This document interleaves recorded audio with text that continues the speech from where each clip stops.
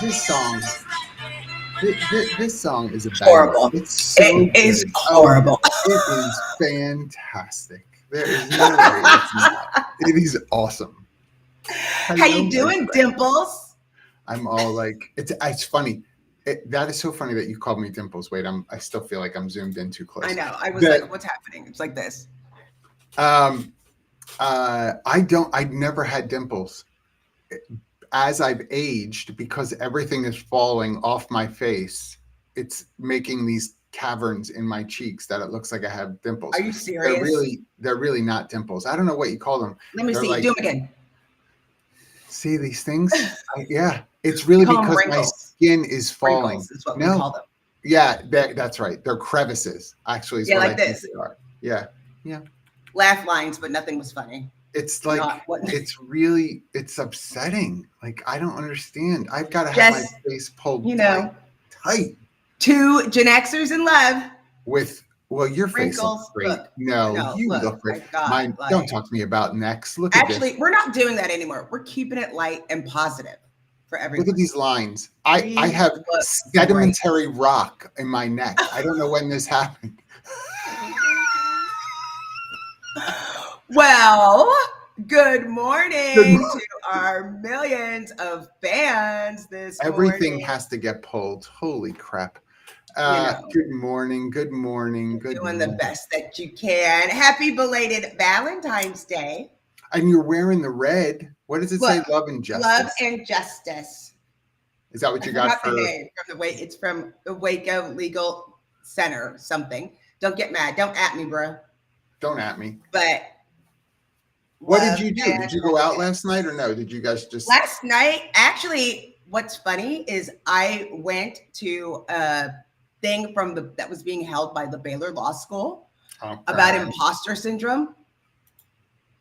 And you found out you're guilty.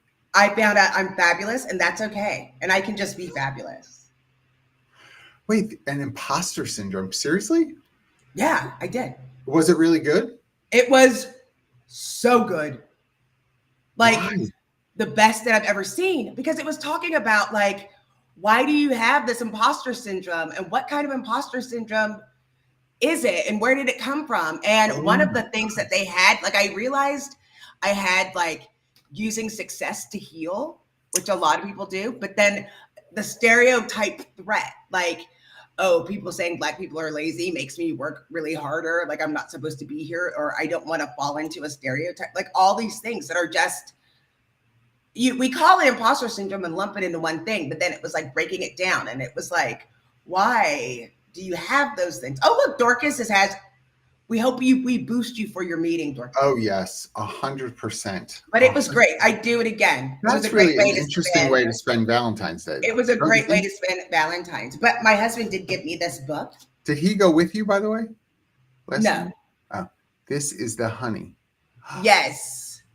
I got a book last night too, son of a gun, and I put it, it's in the other room. I forgot to grab it. And a Valentine's gnome. Oh, I didn't know what that was. Oh my goodness.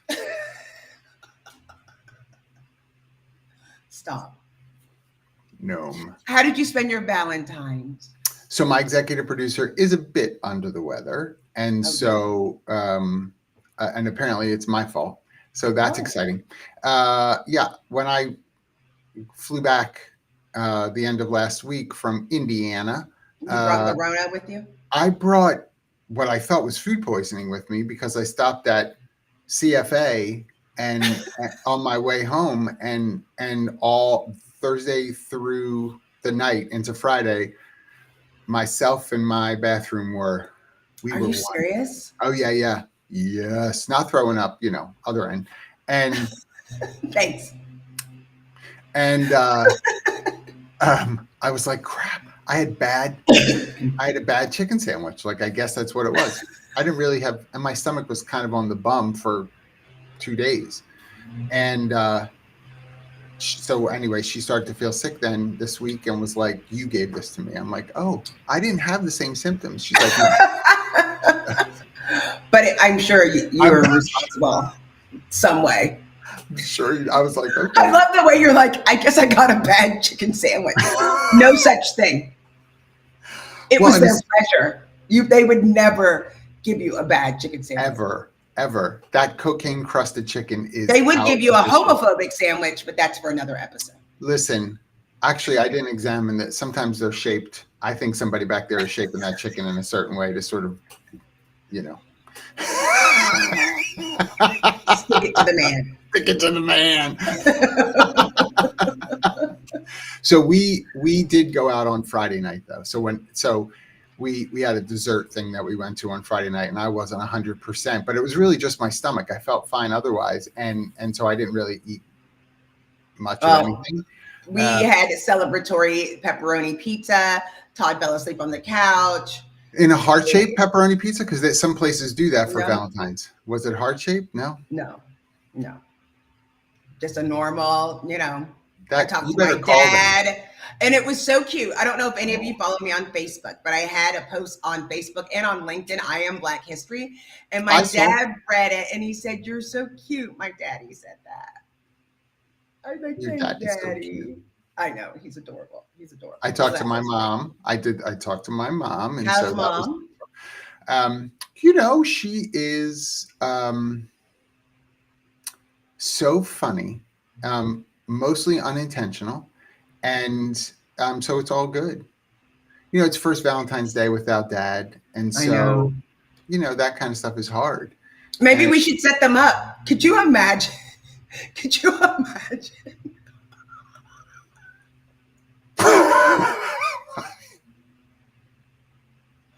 They're not procreating, so it's okay.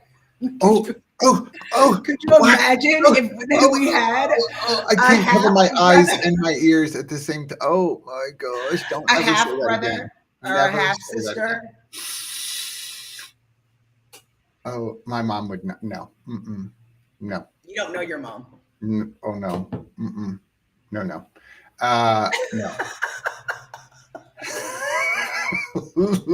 So anyway, let's talk about onboarding. So onboarding. I love what Dion said. We still want our parents' approval. You do. I mean, you can't get away from that. It is. Look, like I want to make you, Papa. Can you hear me? You want to make them proud. All I think about is "Children Will Listen," right? From Into the Woods. That's the song, right? That's the song. Oh. That is the song. I will say to you, it's very interesting, Dion, that you say this, because it's. I find now that my dad has passed that I think about him a little differently in terms of that approval consideration. Not that I'm seeking it, I don't think, but that I sort of have moments where I kind of hear his opinion on things. When I will tell you, when he was here, I wasn't really hearing it in that way in the back of my mind. So it's very interesting how that, sort of changes. Gregory Harmon, hello. Wendy Daly, hello. I'm just making Joe Caruso. I'm seeing people come in. So thank you. Good morning to all. Okay, let's talk about what I think is probably, because I know you get the same things that I do. You probably get more, actually.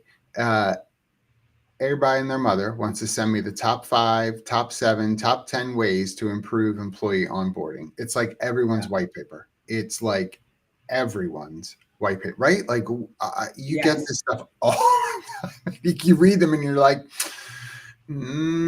sounds like the same stuff I was doing in 1989. This is a copy paste. This is a paste job. Make sure the employee's cubicle area is set up for success. Oh, okay. Stop it. Make sure they have a computer and a pen. And if you really want to go over the top, sharpen their pencils in advance. Great idea. Great. Teach them how to use the fax machine. I mean, these things have been going around forever, and they're so old. What do you think I think the most missed part is how we communicate here. Like company culture, understanding the culture. Absolutely. I mean, I'm always having to say, no, we do DEIB here. It's not a joke. It's not a suggestion. I can't tell you. There's been times where people have been like, oh, Yes. oh, so y'all mean it. Yeah. Because I've heard it before everywhere I go and haven't seen it.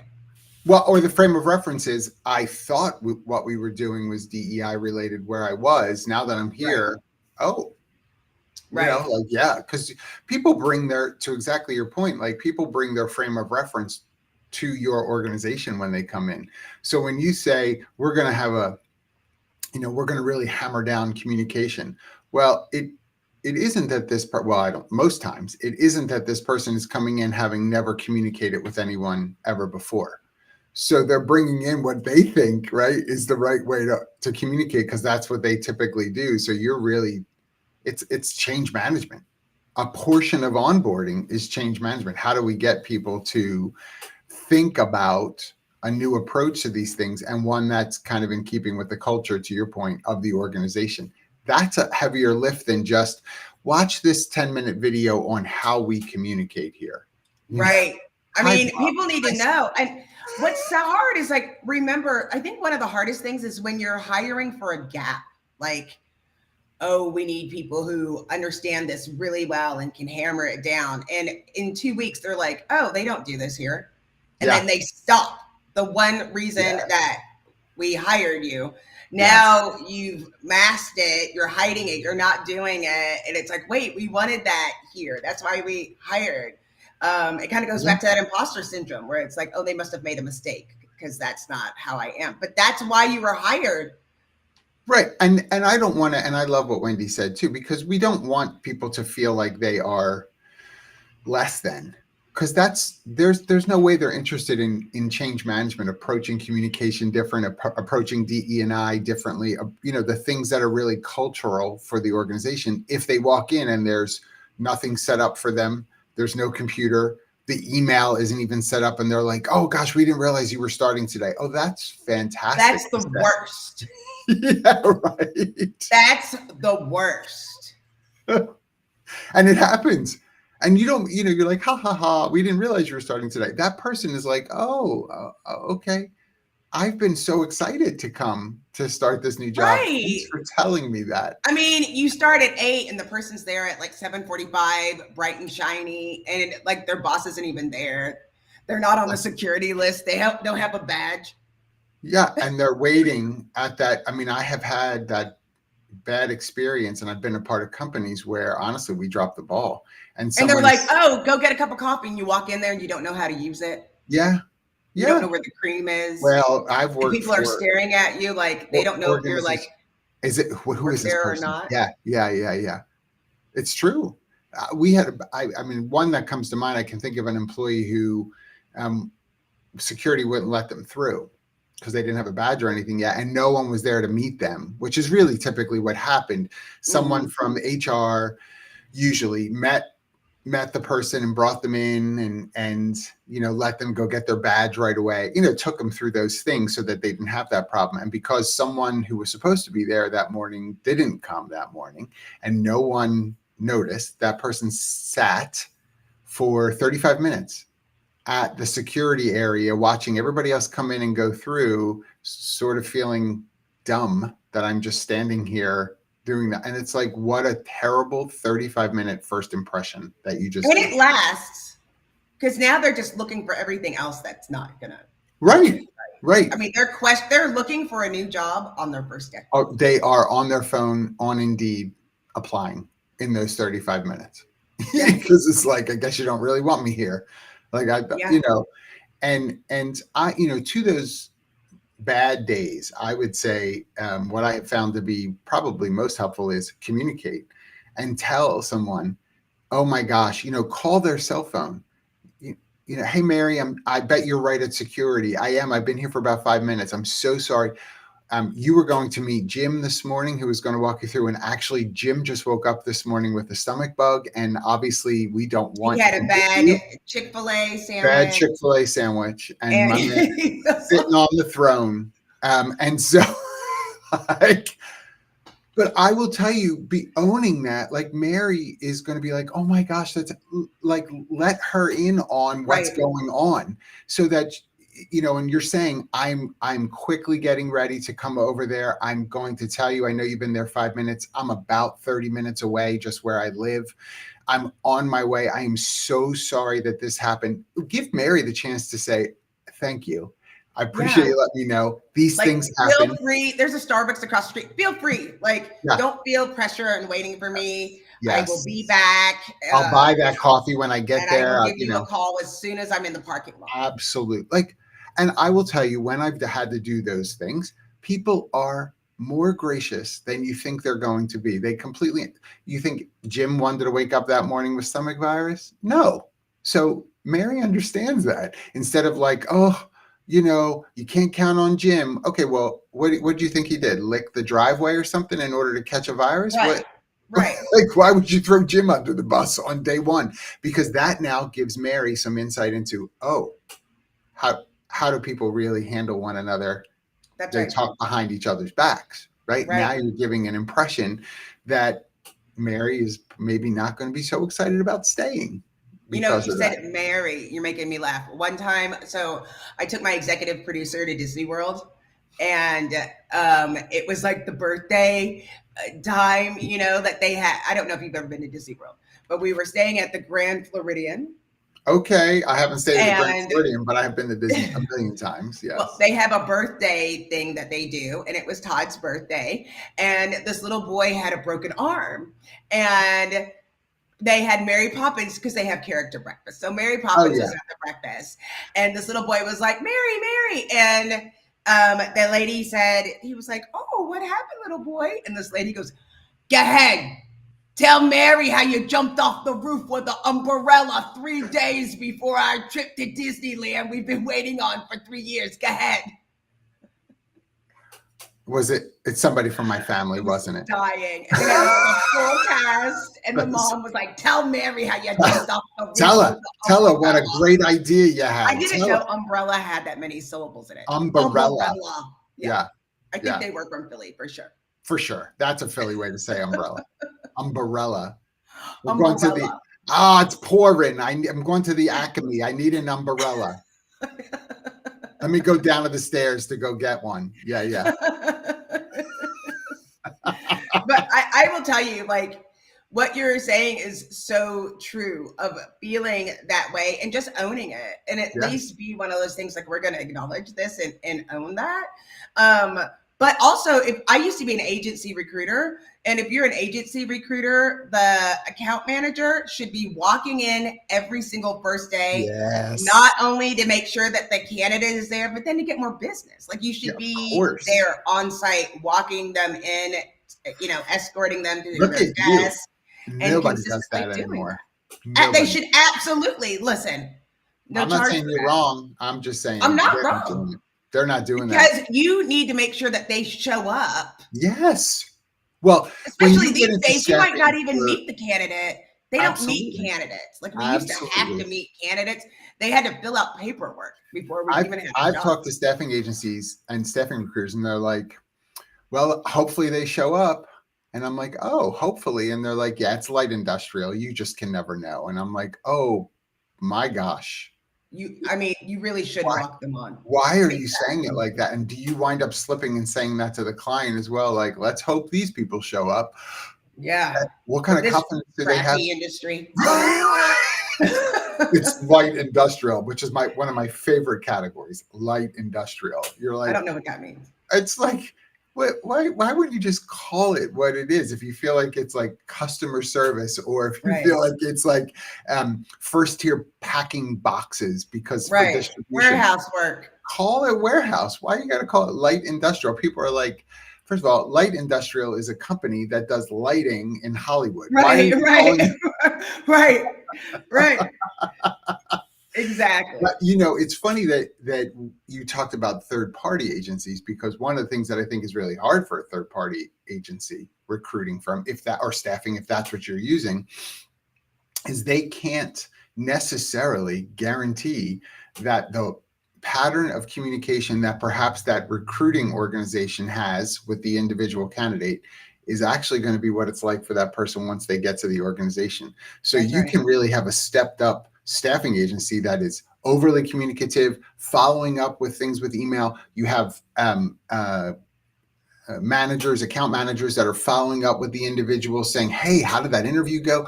Let's debrief a little bit. What do you think went well? What do you think could have been better? Like, that's a lot of communication. And then they go to the organization that they're going to start with, and they're like, yeah, look, just grab an apron and let's go. Right. And you're like, well, shouldn't we talk about it? Like, Right. you're like, well, that's what I'm used to. Well, that's not what it's like here.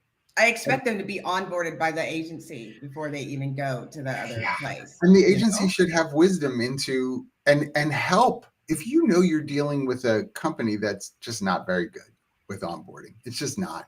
Help them. You can get things like, your communication with HR and IT to have somebody set up if that matters for what they're doing, or even basics like a map of the facility.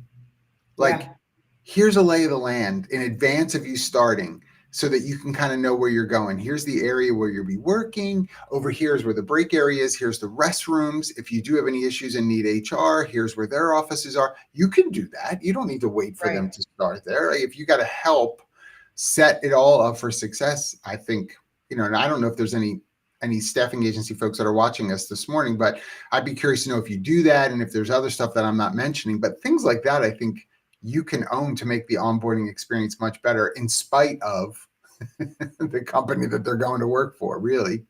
Right. And if you use Slack, oh, good one. Yeah. Help put them in the channels that might be of interest. My gosh, what a good one. That's so good. Because sometimes, like, these are the ones that are your department, right?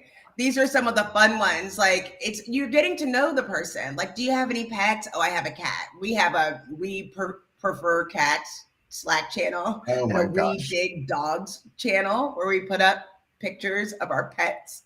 We love kids.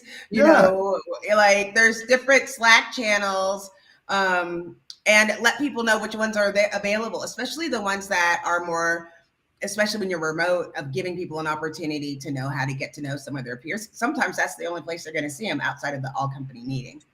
Well, I mean, do we still believe in relationship management? Oh. I don't know if we do.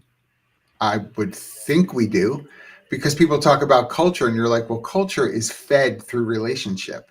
So if you don't, to your point, like, if you don't help set people up well for relationship, then you can't just complain that this culture stinks. Well, who's getting to know one another? It makes a difference. We had actually this morning, even somebody in our team was visiting a client site and wound up accidentally being in an elevator with Jason Kelce from the Eagles, and didn't know that he was in an elevator with Jason Kelce until after the fact. And, people feel some sort of way about the Kelce brothers, and, hate, love, whatever. And that's one of those, and it's such a small detail, but it's one of those things that you can create a virtual moment with people who weren't there, maybe never have. I mean, we have employees that have never physically met each other yet, just because they're distributed. And so give people reason to, all of a sudden now you find out somebody's like, oh my gosh, I love Jason Kelce. I listen to the podcast, or I'm an Eagles fan, or whatever it is. And you're like, you're an Eagles fan. You live in Cincinnati. How are you an Eagles fan if you live in Cincinnati? And now somebody starts to tell the story. Well, actually, my dad was, from Philly, and we wound up. It's that sort of like natural progression of communication that helps to, form these relationships. So to your point about, like, for us, we don't use Slack, we use Teams. Whatever your communication channels are, to exactly your point, set people up for that and let them see how comfortable it is. Lord, these people at Humoriso, the things that they put in this chat, thankfully, are not, I don't think most of it is litigious potential in nature. But, you know, they're really just sharing who they are and kind of the That's things right. that they're involved with, which is cool.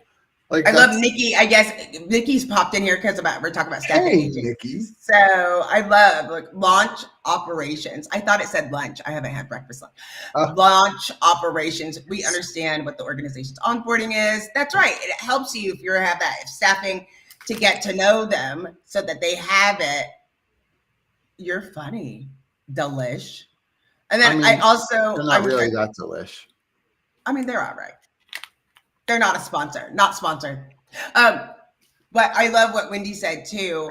You need to guide employees to a lot of parts of it. Don't just say, ask if you need assistance. I'm new. I don't even know what exists here to the question. Right. Like, I don't need assistance. If you want to give me some assistance, I'll take it, but I don't need help going to the bathroom, but where is it? Like, I mean, people take that wrong. You don't want to go in thinking that you're like needy. You want to contribute. So it feels weird. Because again, very under-considered. That person is coming from an environment and now coming right wherever they were before, and now they're coming into yours, and they may have trauma. They may have really bad experiences of being vulnerable to say, hey, I need a little bit of help. And they got chewed up in their previous employer, which maybe precipitated them wanting to leave. I get that. But it doesn't mean that there isn't some residue coming with them into the new job where they're now worried about asking for help, concerned that it's going to make them look a certain sort of way because of what they experienced before. So that, I think, is on the individuals at the organization, at least a couple. You should be trauma informed at your organization that these people are coming from an environment and you don't know where they're coming from or what they obviously needed to get a new opportunity, and people bring all of that with them. You have to give them kisses. You know, those are my favorite candies. Kisses. Are they your favorite? I don't think I knew that the kisses are your favorite. The kisses with almonds, and I got 5 Hershey's with almonds. I'm so boring. You know, what's my favorite pizza? Pepperoni. My favorite burger, just burger. Just my favorite candy. Burger. I'll have a Hershey's. You're more chocolate than I am. I'm more candy than chocolate. I don't mind chocolate. I like a Hershey's bar. A plain Hershey's bar is like amazing. But I like hot tamales and Sour Patch Kids. Hot tamales. You know, we were in that candy store. Yes. Oh my gosh, at TalentNet. Which we should probably tell people we're going to be at TalentNet, right? Because I saw the schedule and your name and my name's on it. So I was like, oh, I guess we're going to. Right. And I'll be just coming back into town. We're planning a trip because I'm off that week. I'll be just coming back into town. Well, I'm flying from, so TalentNet is, I'm looking at March 8th. Does that sound right? March Friday. Is it Friday, March 8th, right? Yeah. Jackie and I will both be doing, because it's how it works, right? We'll do First Coffee together there. And then we're both separately, because we actually do exist separately at moments. Jackie's on a panel and I'm on a panel as well. So, you know, lots of stuff happening for us there. But the last time we were at TalentNet, they had this amazing candy store across the street, right? They had everything. Everything. And here comes Baldino walking in. Of course, I want everything there. And I just immediately say to the person at the cash register, we're all from TalentNet that just walked in. I brought all these people across the street. It's 10% off for everybody at TalentNet. This poor girl goes, oh, okay. Yes. John with this Dolly Parton soda. No, it was Farrah Fawcett. It was Farrah Fawcett. Same thing. The whole swimsuit. Those of you of a certain age, Farrah poster in the swimsuit. Lord. Horrible. No horrible. What you talking about? Look at this cute cup from my friends at Guardant Health. Oh, it's a giraffe, right? Yeah, there's a reflection on it. Okay. That's yes, it's gorgeous. I have a whole giraffe collection, which is really cute. It's really cute. I want to know though, when by the way, those of you who are here, we love that you're here. In the chat, good and bad onboarding experiences. If there's things that you're like, hey, word to the wise, you know, throw that in the chat. But I know you have had sort of different progressions in your career, and I'm curious to know, was there better experiences in onboarding for you because of the role that you were going into? Or was it, do you think, because of the company that you went to? I think it was, a lot of it has been because of who I was reporting to. I've been blessed in that a lot of the opportunities I've had a relationship with someone before going there. I think my funnest was with Jeremy Roberts the second time, when he was like, well, you got your computer. The second time with Jeremy. My second time. He was like, you got your computer. I gave you your title. Go do it. Okay. I hope he's here. Google's job title release. I think one of the things that I haven't had effectively to go over my first day was the internal job description. A lot of times when we're hiring, we have a job ad that I saw, that I applied for. I know the job, I understood, but I haven't sat down with my boss and said, this is what the job title, looks like internally. Just goes into more detail and more competencies. It's nothing, there are differences between a job post and, what HR uses for compensation and possible promotions, and they're supposed to be. No, I'm with you. So many companies. Back me up, dude. This is the way it needs to be done. I'm not saying that I do it all the time. I'm just saying that that's what you would hope to have, because later, when that's why you need good HR team. It's true. It is true. Or a good consulting firm that helps you with those things. Anyway. Oh, I heard you have good people. I know you. I wouldn't trust you, but I heard you had good people. Don't have me do your job description. But I think it's like everything. Don't you think you want to go through your expectations first? And what? Can we please, just to be sure, and how I relate to the rest of the business? This is what needs to be done. I know you saw this in the job ad. This is what has to be done. Here's what that means at this organization. And here's how we'll know that we're meeting success. Yes. That's so important to sit with people. Onboarding is the right time to do it. Must be able to multitask. First of all, why you all have that on your job descriptions? But let me ask you this, right?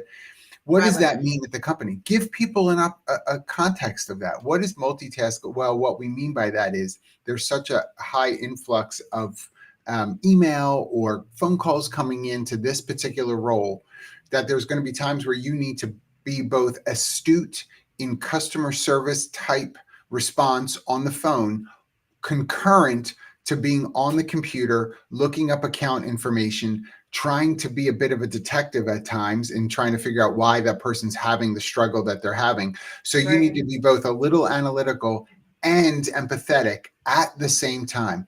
That is really helpful to tell someone what you mean by multitasking. That's very you know what else is helpful? Right? How did you do this job before last week when I wasn't here? Because it helps you find where you need to go. Where are people getting this information? Or, everybody just went to this Confluence page or use this Excel spreadsheet. Yeah. Because then you get there, a lot of times it's dump and go. Oh, yeah. It's your responsibility now. And you don't know. You're digging through files and looking at handbooks. That sounds like my food poisoning last week. Lord Jesus. You said dump and go. I'm sorry. That was distracting. Sorry. I'm distracted. I'm fully distracted now. Thank you.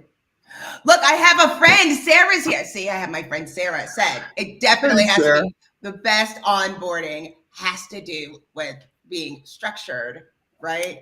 Having clear expectations and communication. It's one of those things we're working on at Textio.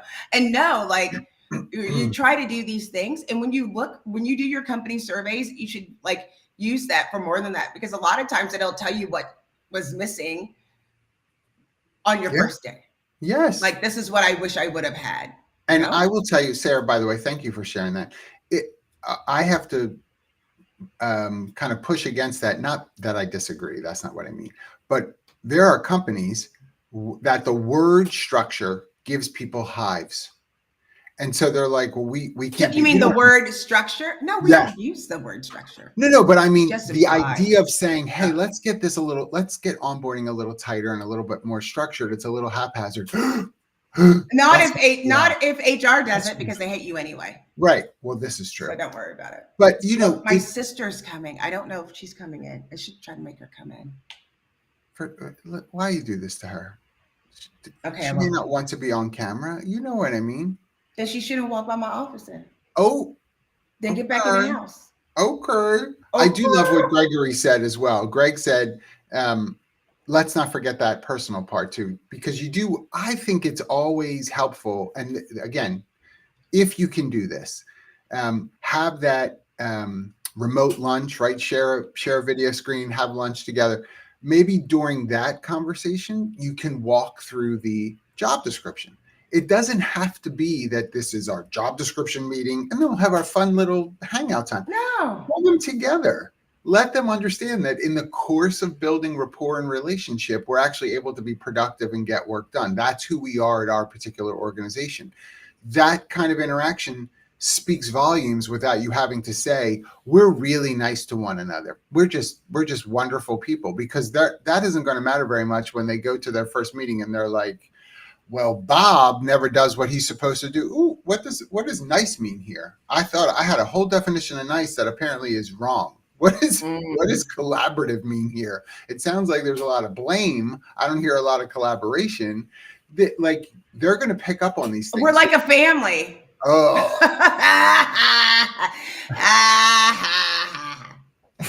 And if so, and here I have to tell you, I get some grief about the family thing, because you all know, some of you have been around a while. You know, I push back on that. Like, don't tell people we're like a family, because there's a lot of baggage that comes through that. But if someone says to you, I love working here because I feel like I've found my family, let them feel that way. That's their response. It's not you forcing that perspective on them to say, this is who we are. They're bringing it themselves to you to say, I have never had a job like this. Like, I feel so connected to everyone. It feels like a family. Appreciate that. Yeah. Honor that. Respect that. You don't have to correct them and say, well, I listened to this guy Baldino and he said, we're not a family. So, because I could fire you. Don't do that. Even though we do appreciate you sharing us with your friends. Did you take a picture? Yeah. That's my good side. That's my good side. even though, right? The idea, Wendy's so funny. I love when you ask about the culture and you get, everyone is so nice. Look, that's a lie. You know everybody's not nice. You know everybody's not accounting. Nice. No. Watch out for that one. What do you want? It reminds me of, we're watching Ted Lasso, and I've not seen it before. So we're in third season, like we're working through the whole thing. Yeah, I never saw it because I didn't pay for all these. Mark Wahlberg gave me 2 months free of Apple TV. That's the only reason I'm watching Ted Lasso. That was nice. It was very nice of him. And I'm serious. He gave an opportunity for 2. Yeah. On Christmas, he said, I'm giving out, because his new movie came out on Apple, and he's like, if you use this code or link or whatever it was, you'll get Apple TV for 2 months. I'm like, boy, you don't have to tell me twice. I'm going to watch everything. But there is, right, Dion, Ted Lasso, I like absolutely love it. And I used to have, I've been in my office, and now it's in my house. It's still there. We still hit it when we go out. I love it. But if you remember with Kaylee, her finance person for the VC PR firm that she's a part of, for those who watched it, that finance person is at the onset not very warm, not very inviting, not very day one onboarding. Let's sit with the finance person, right? You're going to avoid that person at all costs. And it just took a little bit of intentional rapport development, right? For her to start to let her guard down in the finance department, and to be somebody that could be seen as the more of the resource that they want to be. And instead of sort of forcing themselves in, people then start to go and ask for the resource to be applied. That's a huge switch for people. And we have people who are walking into director and VP level roles at new companies who are bringing a whole lot of history with them. and their onboarding is really just pragmatic. Okay, give me the couple days of the crap I have to go through, the handbook, the paperwork. Yep. Okay, what orientation video do I have to watch? Thank you so much. Okay, great. Now I'll be in my office. I'm going to close the door and just get my work done. Right? Like, whoa, you're in a director VP level position. What do you mean? Yeah, well, I don't care what it was like where you were before, quite frankly. I'm sorry if it was terrible for you. I'm so sorry if it was terrible for you. Here's where you are today. And now we need to talk through that, because this going in your office and closing the door and making decisions from on high, that's not who we are. And so we're going to figure out how to get this done right. Right. And hopefully they met that through the interview process. People lie. But sometimes it's so big, or you don't know, or you don't, I know. You know, what's been a challenge for me in the onboarding process is I've worked at home for so long that yes, I don't always acknowledge that people want to hear from me. Like, I'm like, what? Like every day? Like every day? Like a good morning? Like, I'm not good. I am stingy with my good mornings and my good evenings. And because I don't think about it. It's like something that when someone else does it, I'm like, oh yeah. Because I've worked at home for so long. I am one of those, or I'm a heads down person now. What's funny, me and my sister were working on some things, and because she is my family, and thinks out loud. She's the oldest. We're 10 years apart, and she's the oldest. And so she does things out loud because she was an only child for a little while, right? And then me, I'm like, all I want was quiet. Right? Like all I want was is she talking to herself, or is she just kind of putting it out into the universe? Oh no, she's talking to herself. And you know, I have ADD, so I'm listening to every word, trying to figure out like about the Brussels sprouts in the middle of my meeting, and I'm like, I will absolutely kill you if you say just use the bacon. Get over the meat thing. Use the bacon. Right. No one cares how many sit-ups you're gonna have to do with that yogurt. I can't take it. That's so I also I work at home, and Todd works for the school district. And so he would come home and be so excited to see me and start talking, my executive producer. And I was hold on. I just want to imagine Todd wanting to talk. Hold on a second. Okay, I'm there. My friends are always like, oh, he's so sweet doing the dishes. I'm like, he's nosy. Do not praise him for that. Do not think he wants to do those dishes. He's washed that cup 3 times.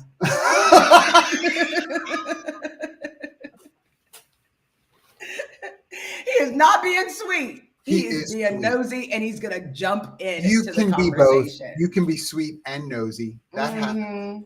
That happens. You know how I feel about him. Stop it now. I know you love him. Oh, and sweet baby TJ. Let me tell you, this was difficult this week. Sweet baby TJ, many of you know, and Dion is blessed because he's on the student commission. He's a student city commissioner for the city of Austin, representing Houston Tillotson University. And he lives on the St. Edward's campus, which is this cross-cultural joined, organizations from 2 small colleges in Austin. And he had to talk in front of the commission about taking out DEI in public universities. His girlfriend goes to University of Texas at Austin, which is again across the other street, and had to talk about it this week. And as a parent, right? So proud. And actually, as a DEI person, my sister was like, that is your kid. Oh, was like anyone with 15, because what's happened as. But he is also Todd's, because he's incredibly sweet. Let's be clear. What you trying to say? This is the honey. This is the honey. Yeah, I don't know what I'm trying to say. He said, this that premium honey. Ooh, look at that. Look at that. Because of my shirt, the premium. I'm really sad. I mean, he's pretty. He's still pretty. He's been dating his girlfriend for quite a while. It's really he has forever. Disappointing. Forever. Y'all gonna get married at Waco High? Anyway, so. My girls are beautiful. Just on one, make sure I say. and available. If anything. I mean, could you imagine if we were the We could in-laws? not blend our DNAs. Holy We cannot blend our crap. DNAs. Could you imagine? Imagine. I mean, Kathy she would turn to the drink. I mean, it would be over the top. I'm sorry in advance. I prayed In for advance. your spouses, all of their spouses. You and I would be, Todd's washing all the dishes, and Kathy would be like, would the wedding even get done? No. We would be too busy, but it would be a my heck gosh. of we'd start the reception early. Here's a toast. But I feel like I'm really proud, but it's like understanding. And so right now there is a lot of confusion about DEI, how it's handled, what it should be, and what's going on in your organizations. And last week, and part of the reason why it was so important for me to go to this, like I had almost a full breakdown this week. Oh, tears because of the transition. And I keep reading all these things because the algorithm feeds it all to me, all DEI news. It's like I get notifications and alerts.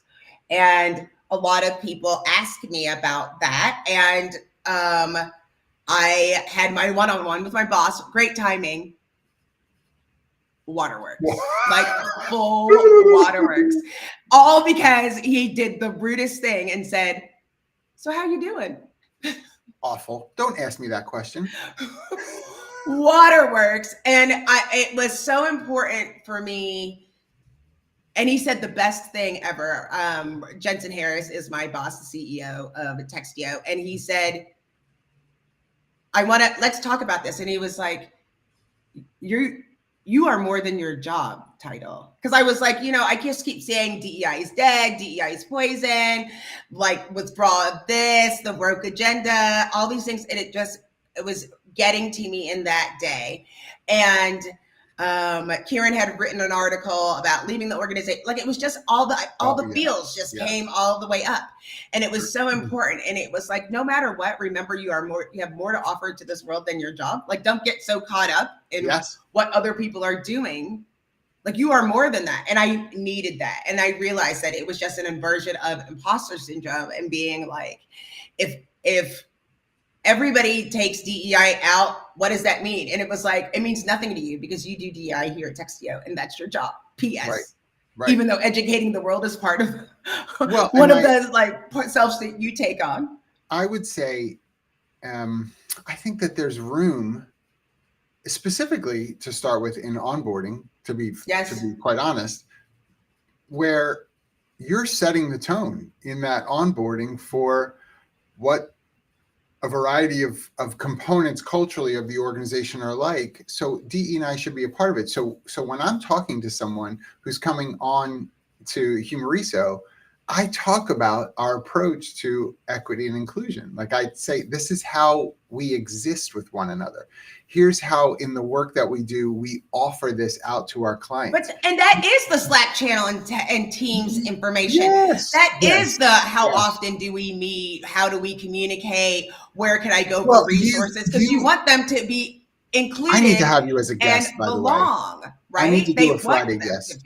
We do, this. We do it never ceases to amaze me as people come into Humoriso. I'm like, every Friday at 4:00, the entire company gets together for training, some level of training, and someone in the company is leading it. Not me, I do sometimes, but it rotates as to who's doing it. And every time, almost without fail, someone is like, the whole company, everybody logs in and we all are together, cameras on, because it's our chance. No, for me, it's on for this, and y'all can at me, that's fine. For this, it's cameras on because for some of the staff, the only time that they see another person on the team, they don't want to see. And some of them, I appreciate what I've done because it might mean sometimes that I got to, people have to see me just as much as I see them. And I will tell you, the body language, the laughter, the facial expressions, even like the disgust when somebody says something, you're like, what?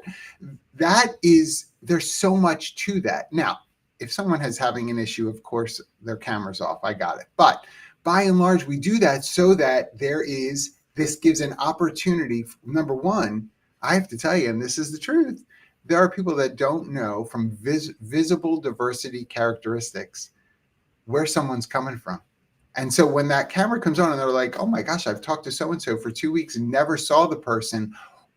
That's awesome that we've got, this, that, the other thing else, just invisible diversity. And then you start to understand those other areas of economics, education, geography. We have people talk about what it was like for them growing up, single parent homes, this, whatever it might be. And you're like, yeah, this says so much about DE&I at our organization through these opportunities. I don't have to just bank on whatever curriculum that we used to use, that whether it's been shut down or people aren't coming into our organization with as much of a robust knowledge. I get to set that tone as part of onboarding. Here's who we are. Here's how we operate. And we aren't going to stop. We're going to keep being thoughtful about inclusion. We're going to make sure that people know that there's a safe space. Understand, it's not one of those things where you are telling people how they should think about any particular group. That's not, when we're talking about DEI in like the inclusion and the equity and belonging, that's not what we're talking about.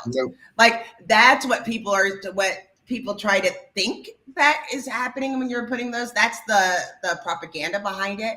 But the reality of it is that we want everybody to feel included. We want people to share good ideas. We want to be innovative, and we want to be able to foster that and nurture that with all employees. And that's going to take getting to know. The better we get to know each other, then we can do that. And I love what David said. Yo, David. What's up, David? No, we. No. Right? Culture is not just a leadership and managers. All employees must buy in and help promote the culture for people to remain engaged. Right? So you have to read. I don't got my glasses on. I know. I forgot. Trying to be cute. Yep. But it is true. Like I will say, and again, because I think it's important to understand, if someone sort of side chats me and says, hey, it's a rough day. I want to be a part of this meeting. You may not see my camera on. It's been a day. I'm getting my work done, but it's been a day. I'm like, I got you. I can't tell you how many times if somebody does message me that way, somewhere in that training meeting, I have to tell you, almost without fail, they pop their camera on somewhere down the line, because I think it's about safety. It's about camaraderie and relationship. And you start to say, it has been a bad day, but these are my people. And I can start to feel okay because I'm safe here. I'm safe.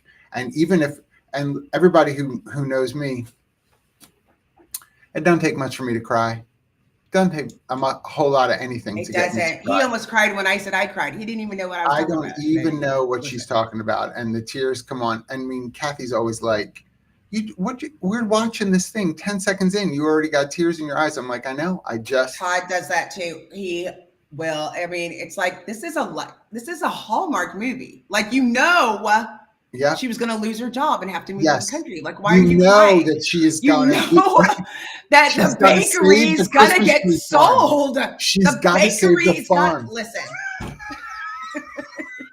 Waterworks. Todd is like, you know what I'm saying? The farm. Yeah.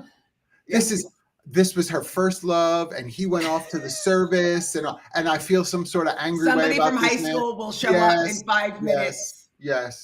And I'm like, stupid movie. This movie's stupid. 10 minutes later. Crying. But I love that about you. I do love that you have those feelings. But understand, anytime somebody's joining an organization, there's a transition that is happening. It's like the first day of school. You're trying to figure out what the culture is like, and you're nervous about doing that. For some people, remember, they've been looking for a really long time. This is really transformative. Yes. And some people, this is a stretch position, and they're really nervous. And so, especially from the HR perspective, a lot of times we're the first ones that have gotten a chance to meet with people. And so it's really key that you be that person. It's almost like help you the training wheels. You have somebody here, right, that you can talk to, and I will help point you in the right direction. And again, love all the chat. Please, by the way, so many of you watch this after the fact. Ernie, we haven't seen still Ernie chat. was I our know. first. He was the president of our fan club. And then I heard he went to the Kelsey podcast instead, but that's cool. I'm so glad you're here.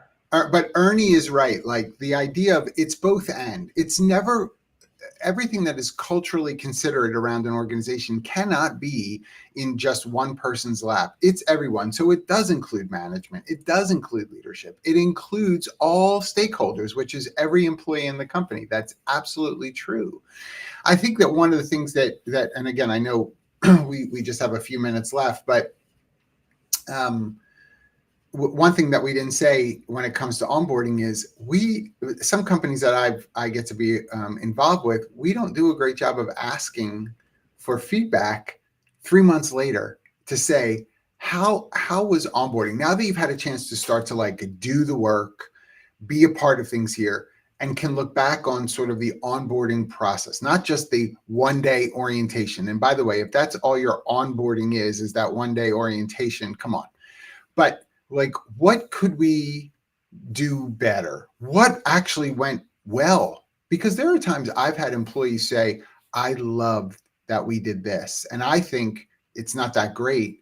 And all of a sudden this person is like, that was my favorite part of the entire thing. And I'm thinking I was half a step away from maybe getting rid of that because I didn't think it was effective. Thankfully, I asked somebody, right? And they were like, yeah, that was terrific for me. Oh, it's going to change my entire view of that, right? So ask for that feedback on the onboarding process.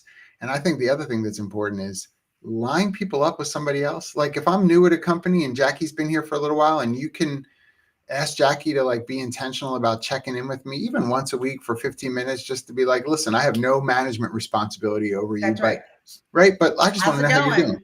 Yeah. I think that's what's it been like? And also, as a leader, if you're meeting someone and you have like those connections, like it's important. Like you can also, hey, I'm thinking about you. I'm checking in on you. Like, if I could be an advocate in any ways or something else that you see or you're curious about, like, let me point you in that direction. Because a lot of times people are curious about what you're doing, or is there anything else that you have to offer? Because it's always great. You have so many learning opportunities that a lot of times people don't know, or type opportunities to step up or do something different. So you can point them in those directions. I like what Gregory said. It's important to prepare the team for the new hire. That's true. And letting people know to look at who's coming and give people those spaces. I love that. And the concept of fit. Oh, well, Dion says they do check in 46 weeks after the fire hose. That's right. The fire hose learning. That is so true, Dion, because someone who's new to the organization is at moments are like they're back on their heels. Like this is a lot to take in the first month or two, right? So not that I'm saying the person isn't capable, but it's a lot of intake.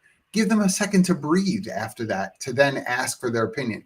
If you ask me in the midst of, cooking Christmas dinner, how's it going? I might feel some sort of way about that question. And I have to say, again, I just want to say really quick, and to Ernie and to Dion,